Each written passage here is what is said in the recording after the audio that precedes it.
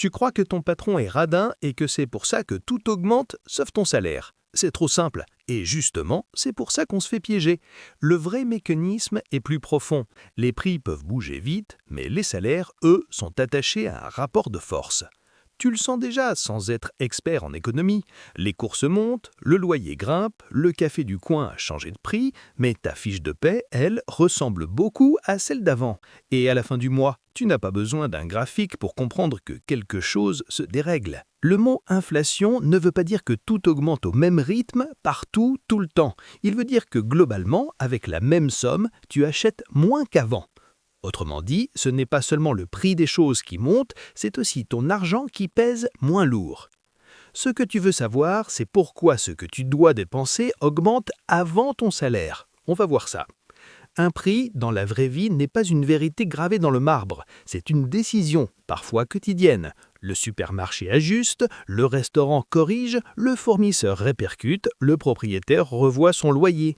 Un salaire, lui, n'est pas réécrit tous les matins sur un coin de table. Premier point clé.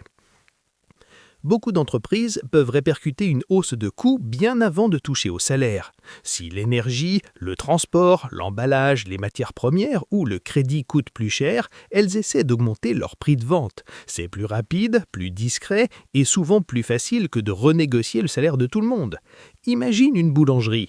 Le prix de la farine augmente, de l'électricité aussi, celui du beurre pareil, le loyer toujours aussi cher, donc le prix de la baguette ou de la pâtisserie finit par suivre aussitôt. Mais augmenter le salaire du personnel, ce n'est pas corriger une étiquette de prix, c'est augmenter une charge fixe tous les mois, et ça fait une grosse différence. Un salaire plus élevé, une fois accordé, devient un engagement durable que l'entreprise devra porter même si ses ventes ralentissent. En plus, cette augmentation dépend beaucoup plus d'un rapport de force entre employeurs et salariés que d'une étiquette de prix. Imagine maintenant que tu emploies 50 personnes. Augmenter leur salaire suppose budget, validation, RH, direction. C'est pour ça qu'un prix de produit peut bouger en une semaine, le prix du travail parfois en un an. Donc non, prix et salaire ne sont pas deux boutons qu'on tourne en même temps. L'un est flexible, l'autre est lourd, lent et conflictuel. Continue, c'est exactement là que la réponse se cache. Deuxième point. L'inflation ne vient pas toujours seulement des coûts, elle peut aussi apparaître quand beaucoup de gens veulent acheter en même temps alors que l'offre ne suit pas assez vite. Trop de demandes face à trop peu de biens et les prix montent parce que le vendeur sait qu'il trouvera preneur. Là encore, le prix réagit presque instantanément. Le billet d'avion pour les vacances grimpe dès que la demande s'emballe, l'hôtel qui ajuste, le VTC qui applique un tarif plus élevé quand il pleut ou quand tout le monde sort au même moment. Ton salaire, lui, ne monte pas parce que les yaourts du rayon partent plus vite.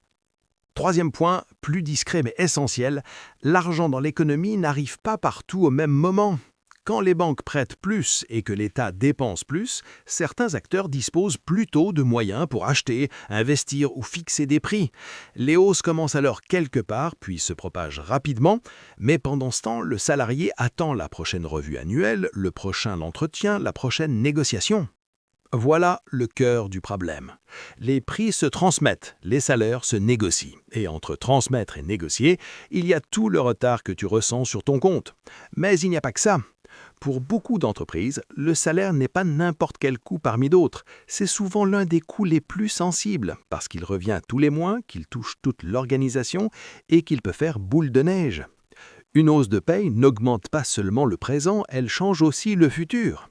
C'est pour ça que beaucoup de directions acceptent plus vite une hausse sur le client qu'une hausse sur le salarié. Le client proteste peut-être, mais paie quand même si l'offre reste nécessaire ou si tout le marché a monté.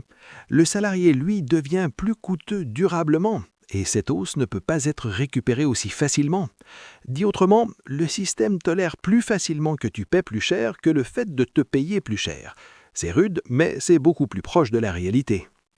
Il y a aussi la peur. Parfois réel, parfois exagéré, de l'effet domino. Un patron se dit « si j'augmente ici, il faudra augmenter ailleurs. Toute la grille salariale va bouger.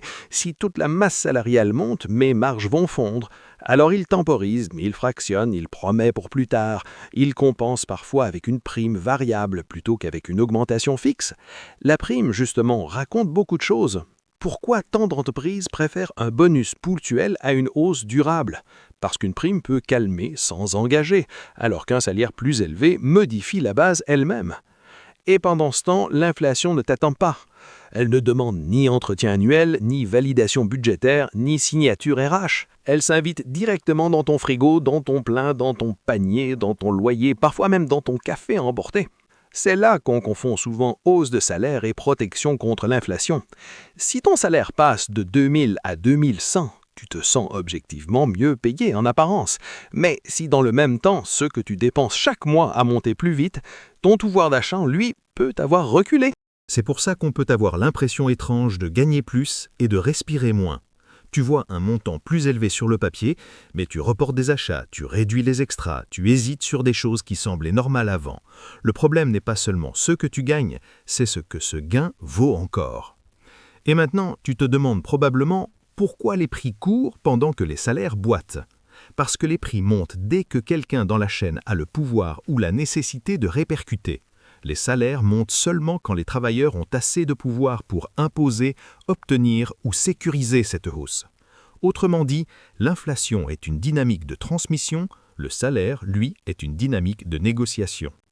Ce rapport de force dépend de plein de choses très concrètes. Le chômage, la rareté des compétences, le secteur, la taille de l'entreprise, la concurrence, la marge, le droit du travail.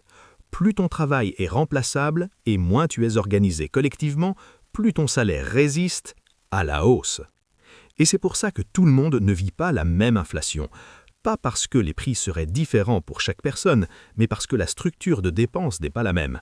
Quand une grande partie de ton revenu va déjà dans le logement, la nourriture, l'énergie et les transports, chaque hausse te frappe plus fort. Les ménages les plus à l'aise absorbent mieux le choc parce qu'ils ont plus de marge de manœuvre. Ils coupent un peu dans le confort ou l'épargne, mais ils gardent de l'air. Quand tu es déjà serré, l'inflation ne t'oblige pas à optimiser, elle t'oblige à renoncer. Et pendant que le salarié subit cette compression, d'autres actifs peuvent mieux se défendre. Certains propriétaires réajustent un loyer, certaines entreprises montent leurs tarifs, certains investisseurs voient la valeur de leurs actions évoluer avec le contexte. Le salaire, lui, reste souvent la variable la plus lente à se protéger. C'est pour ça que la phrase « travaille plus » est souvent hors sujet. Si chaque heure de travail est payée dans une monnaie qui achète moins, l'effort supplémentaire ne compenserait pas forcément la perte de pouvoir d'achat. Tu cours juste plus vite sur un tapis qui accélère. Bien sûr, il existe des moments où les salaires finissent par suivre, au moins partiellement. Quand la main-d'œuvre manque, quand les salariés négocient mieux, quand les entreprises doivent retenir leurs équipes, quand les règles prévoient des revalorisations. La hausse arrive parfois, mais elle arrive souvent après la bataille, pas au moment du choc. Donc non, l'inflation n'est pas simplement tout devient cher, ni les patrons refusent d'augmenter. C'est un système dans lequel les hausses de prix se propagent vite parce qu'elles sont répercutables, alors que les hausses de salaire avancent lentement parce qu'elles sont disputées. Et entre les deux, c'est ton niveau de vie qui sert souvent d'amortisseur. La vraie question, ce n'est pas juste pourquoi tout augmente. C'est pourquoi les prix peuvent monter tout de suite, alors que ton salaire, lui, augmente beaucoup plus lentement. Quand tu poses la question comme ça, le mystère disparaît presque d'un coup. Alors la prochaine fois qu'on te dit que l'inflation touche tout le monde pareil, méfie-toi. Car tant que ton salaire dépendra d'une négociation lente dans une société où les prix peuvent bouger vite, tu sentiras cette impression violente, tout augmente, sauf toi.